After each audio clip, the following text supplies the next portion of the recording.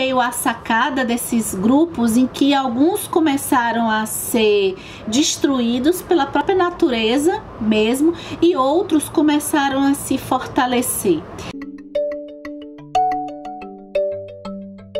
Mas antes de eu entrar nesse assunto, eu quero falar um pouco do ponto de vista geral do Sapiens, do Yuval Harari. Esse livro que ele é muito hype, né? Um dos livros mais vendidos aí em muitos países do mundo, não só aqui no Brasil. E eu acho que não é à toa que também aqui no Brasil a gente gostou tanto do Yuval, porque a gente aqui ele tem um livro grandão de história, um compêndio de história da nossa espécie, os sapiens, de nós, seres humanos, homens e mulheres, e sob um ponto de vista que eu acho, pelo que eu pude perceber, foge da gente sentar para ler um livro de história com uma linguagem mais acadêmica. O Yuval, eu acho que o melhor dele, que eu já digo nesse vídeo, é que ele vai juntar algumas ciências assim que a gente conhece. Então ele tá contando essa história, tá fazendo esse amparato de um ponto de vista geral, tendo sacadas e análises, eu acho que sob o ponto de vista filosófico interessantes, sob o ponto de vista sociológicos também. O que faz esse livro ser um livro gostoso, até de entretenimento, para curiosos. É um livro em que a gente lê, não tem aquela carga pesada de um livro acadêmico, apesar do Yuval estar sempre colocando dados de pesquisa, dados até acadêmicos dentro da própria história, mas ele escreve de um jeito assim apaixonante. Depois que eu terminei a leitura e que eu fui ver algumas anotações, algumas marcações que eu tinha feito, e eu fui colocar até os pontos principais para fazer esses vídeos, eu pude lembrar do Paulo Freire, porque o Paulo Freire ele fala muito dessa questão do conhecimento pautada em situações que cada um possa ver a sua realidade. Eu acho que é o que o Yuval faz aqui. Cada vez que ele está contando lá atrás, na pré-história, ou na Revolução Agrária, ou quando ele está na Idade Média, ou nas grandes navegações, ele está fazendo um link sempre com a nossa sociedade atual. É muito difícil eu ler algo sobre a parte pré-histórica. Das leituras que eu já fiz, que tem um pouco de história, eu até gosto muito do período da Idade Média, mas eu acho que de todas essas partes do livro Uma Breve História da Humanidade, acho que com certeza a minha preferida de todos foi a primeira parte, a da Revolução Cognitiva, a parte da pré-história. A análise do Yuval na pré-história fez muito sentido para mim hoje, nesse século 21. E uma das coisas mais maravilhosas dessa parte que eu vou compartilhar aqui é a teoria da fofoca, né? Como que o Yuval ele vai colocar o momento em que momento, né, meio que deu a sacada do Homo sapiens, né, nossa raça biológica Homo sapiens, de que ele vivendo em bandos, caçando animais inclusive de estruturas gigantes. Quando que veio a sacada desses grupos em que alguns começaram a ser destruídos pela própria natureza mesmo e outros começaram a se fortalecer?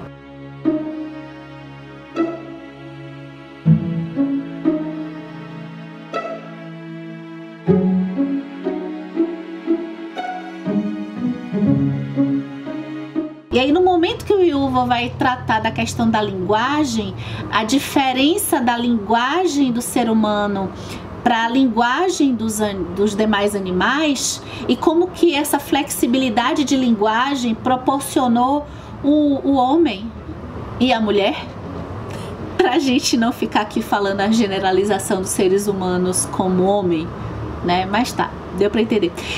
E que esses grupos espalhados começaram a ter esse insight da cognição pelo ponto de vista da linguagem, percebendo além das coisas práticas daquele grupo. Então ele vai falar assim que um macaco ou outros animais, eles têm sons de alerta.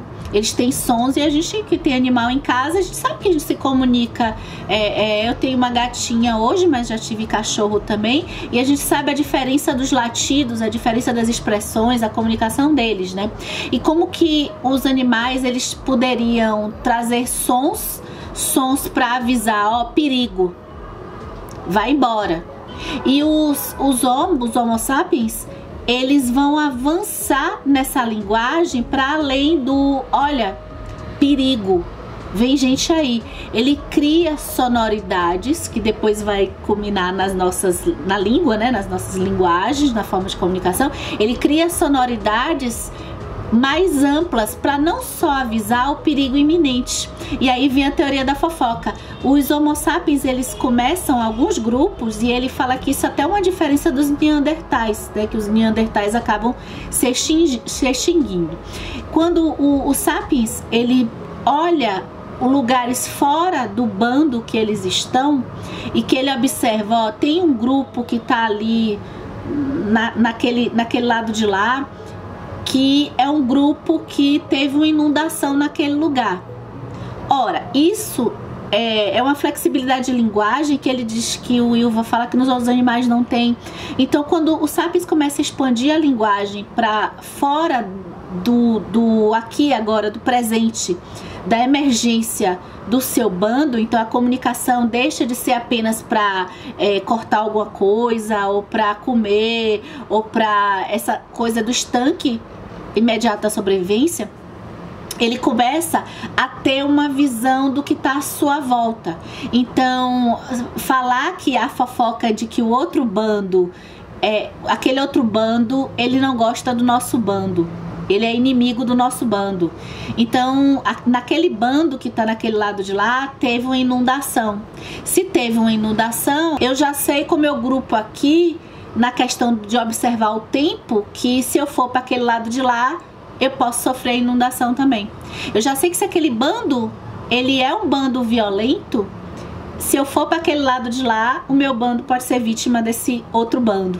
Então é aí que o Homo sapiens, ele vai formando grupos mais solidificados. E aí o Yuval vai dar diversos dados científicos de tempo de vida e de grupamento, né? Como a morte acontecia muito por conta das temperidades da natureza, né? A ausência de recursos.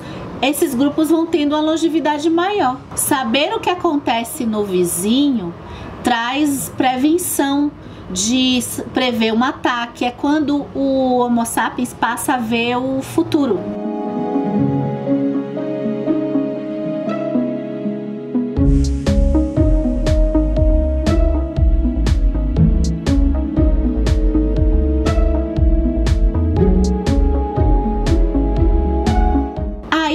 Vai falar de uma coisa linda que eu achei, que é a questão das histórias também. Como que as histórias, a formação de histórias fictícias, bem assim rudimentares ainda, em que o Yuval mostra a primeira, uma das obras mais antigas que a arqueologia já encontrou, de um leão com corpo de homem. Um homem metade leão, metade homem. E que aí já sugeriria um início bem preliminar de mitologia, de crença, que vai culminar lá na frente aos mitos, né? E às religiões. Tem um trechinho aqui na página 32 que ele fala assim, ó: mas a característica verdadeiramente única da nossa linguagem não é a sua capacidade de transmitir informações sobre homens e leões, é a capacidade de transmitir informações sobre coisas que não existem. É relativamente fácil concordar que só o Homo sapiens pode falar sobre coisas que não existem de fato e acreditar em meia dúzia de coisas impossíveis antes do café da manhã. Você nunca convencerá um macaco a lhe dar uma banana prometendo a ele bananas ilimitadas após a morte no céu dos macacos. E aí ele fala assim que, sim, mas se eu junto faça histórias na ficção, não é muito pior para um grupo sobreviver se esse grupo acredita que vai na floresta em busca de fadas e unicórnios, enquanto outro grupo vai na floresta, adentra na floresta em busca de alimentos? Aí ele disse Só que qual é a sacada do Sapiens? Ele diz assim: olha, só que acontece que se um grupo coletivo, praticamente um grupo grande, ele acredita na mesma coisa, ainda que essa coisa não exista, esse grupo fica mais forte. E por que esse grupo fica mais forte? Porque pelo seguinte, um bando que é todo organizado pela força física, inevitavelmente, quando ele começa a crescer, as diferenças para sobrevivência acaba trazendo conflitos. Então, para eu deixar um líder do bando necessariamente que não seja o mais forte, esse líder, eu tenho que acreditar nas ideias de coisas e ficções que não existem. Daí as construções sociais. Então, essa curiosidade para saber o que está fora, né? O homem é um animal social. Então, saber o que está fora do grupo dele, criar histórias, eu acho que faz muito sentido. Eu realmente achei muito consistente essa análise do Yuval Harari para a gente sair para a próxima etapa. A gente passou a ter a ideia da cognição e aí vem depois a ideia de que se podia dominar os elementos da natureza. E como é que é a primeira dominação dos elementos da natureza?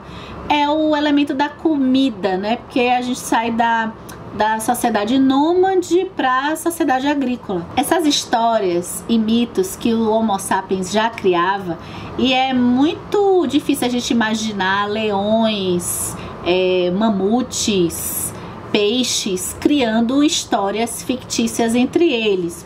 Pelo menos a gente não descobriu ainda, mas eu acho difícil da gente ter tido essa coisa do cérebro. Aliás, o tamanho do cérebro é muito interessante a gente descobrir aqui no Sapiens como que o tamanho do nosso cérebro, que é uma constituição biológica, também foi fator decisivo para nossa sobrevivência. O melhor do livro é como que o Yuval Harari associa essas histórias que começam como mitos e crenças, e daqui a pouco ele está relacionando com a forma de se organizar, a justiça, o sistema judiciário, o sistema político, o dinheiro. Tudo isso não passa de ficção também, ficção criada pelo homem. E qual a diferença da mitologia de acreditar no Minotauro e de se acreditar no dinheiro, por exemplo? Aí é que é uma coisa que já vai evoluindo, né? O Yuval, ele coloca como que essas ideias, quanto mais ela tá na universalidade daquele grupo e ela vai se expandindo para o mundo, para todos os sapiens acreditarem, se todos acreditam no dinheiro, se todos acreditam na justiça, ainda que se tenha diferenças de regiões, né?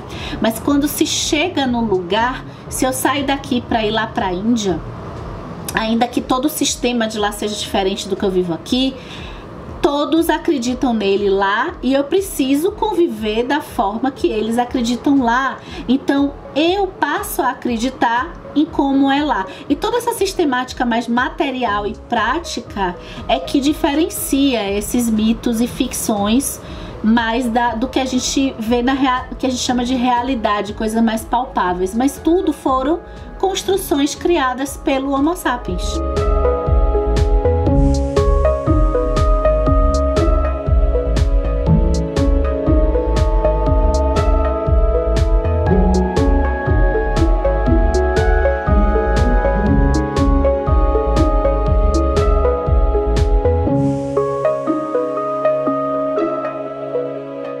Eu gosto quando ele fala que é uma das constituições mais de história e de ficção que ele conhece é a pessoa jurídica.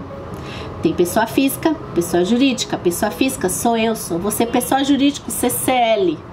Não, o CCL, por exemplo, é o canal. Eu posso colocar o CCL, não é, pelo amor de Deus, o CCL sou eu. Mas eu posso colocar como uma pessoa jurídica. Ele vai dar o exemplo da Peugeot.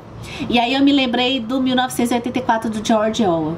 Quando é que uma coisa dura e quando você faz aquela coisa ser imortal, ser duradoura? Quando você inventa histórias sobre ela e quando você tira do que é real, necessário e humano.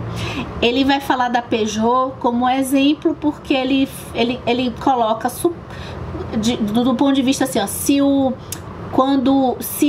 os donos da Peugeot, o presidente da Peugeot, o vice-presidente morrer, ainda que a Peugeot seja só dele e da família, se todos morrerem, a Peugeot não acaba, porque a Peugeot é a pessoa jurídica, a instituição. Por quê? Porque vai botar o espólio, vão passar para outras pessoas, alguém vai comprar, as ações estão lá no mercado, tudo isso criações nossas, né? Nossas dos seres humanos. Então, instituições como a igreja, como o próprio Estado, tudo isso dura muito mais do que a vida dos seres humanos. Ele faz essa relação para a gente conseguir entender como que foi por meio dessas histórias e dessas organizações, ainda só do ponto de vista primário, que o Homo sapiens foi dominando e foi sobrevivendo muito mais do que animais que são relatados, animais com porte maior que foram dizimados e que acabaram sendo extintos.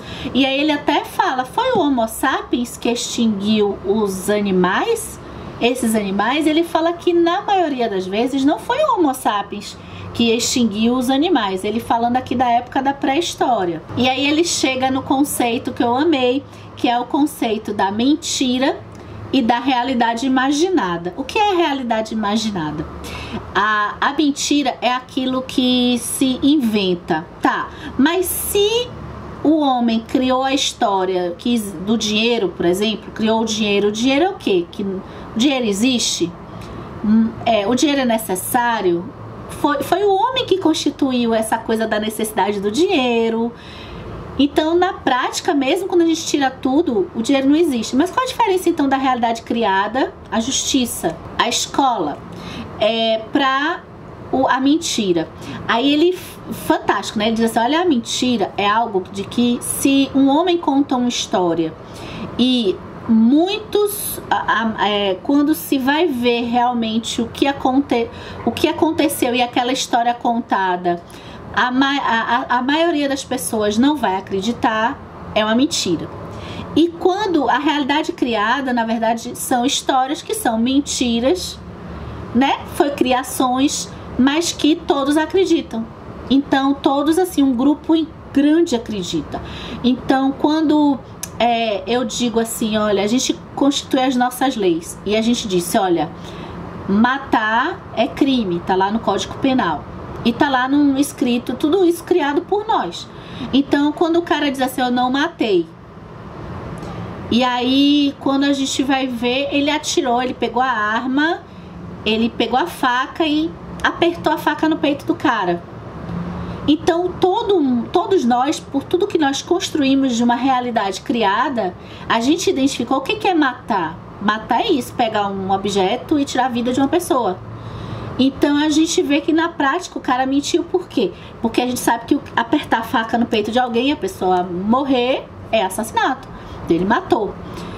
E ele mentiu por quê? Porque quando ele disse que ele não matou, ainda que ele diga, na minha realidade eu não matei porque uma força longe mais alta que eu, fui lá, apertou e eu não tava naquele lugar. E ele tava naquele lugar e ele matou. Então ele mentiu, porque na realidade que os outros observam, não coaduna com a história que ele criou. Então essa seria uma história mentirosa. Ai, ficou muito confuso? Ai, eu não sei se eu sou uma boa professora. E eu quero só terminar essa primeira parte do Vida dos Sapiens, pra gente, no próximo vídeo, elaborar outras questões. Falando um pouco sobre a questão da sociedade dos coletores e executores. Essa sociedade pré-histórica aí dos nômades, né, de que os grupos, eles estavam habitados e eles caçavam animais e coletavam plantas para se alimentar. Eu gostei de saber como é que se construía essa sociedade aqui. Então, as mulheres, elas tinham diversos parceiros. Não tinha uma relevância saber quem era o pai dos filhos das mulheres. Então, as mulheres, elas acredito que as relações sexuais aconteciam pelo desejo. Nessa época, o Yuval não fala muito disso não, mas o que ele coloca era como que é a estrutura dessa época em que as pessoas estavam com atividades separadas, mas eram separadas de acordo com as habilidades de cada um. Então, o papel da criação dos filhos, e ele fala até da questão de nós sermos mamíferos e termos uma necessidade muito grande de cuidar de um bebê, porque ele não está formado a não ser passado alguns anos. E isso seria até um fator que poderia até aniquilar o Homo sapiens, porque as outras espécies já têm os filhos e eles já fazem tudo, eles já ficam constituídos em pouco tempo. Então eles já têm autonomia em pouco tempo. E o ser humano não, o sapiens não. Então esse cuidado era de todos os adultos. Então um grupo, não necessariamente a mãe é que tinha esse vínculo essa atribuição de cuidar do bebê, todos cuidavam, não tinha uma necessidade de saber quem era o pai por conta disso. Então ele disse que não tenha realmente o registro de que tinha essas uniões monoteístas, né? Monogâmicas, né? Nessa época a gente estava aí em sociedades poligâmicas. E ele fala também como que para mim foi novidade, eu não sabia essa parte, como que nossa sociedade também, nessa época dos coletores, executores, elas tinham uma saúde mais forte. Ele vai começar uma teoria aqui, que vai desencadear lá na Revolução Agrícola, de que, primeiro, o imperialismo, que a gente vai ver no próximo vídeo, tá?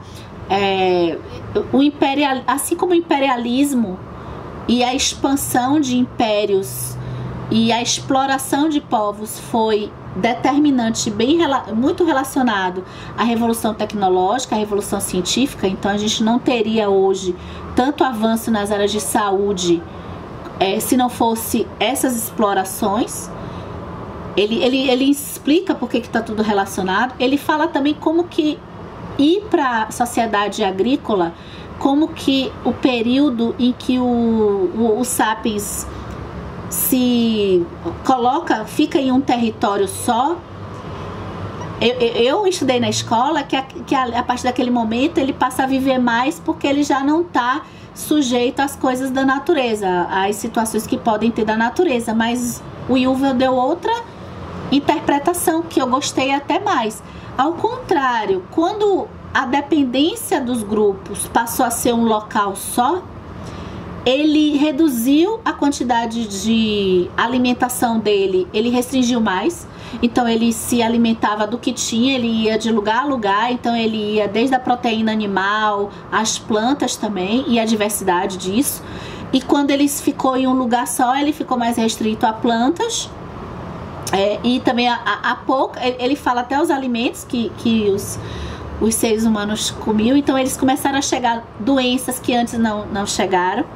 E ele acha que foi até isso que também acabou trazendo a necessidade também do Sapiens buscar soluções do ponto de vista até científico, porque ele vai buscar também soluções do ponto de vista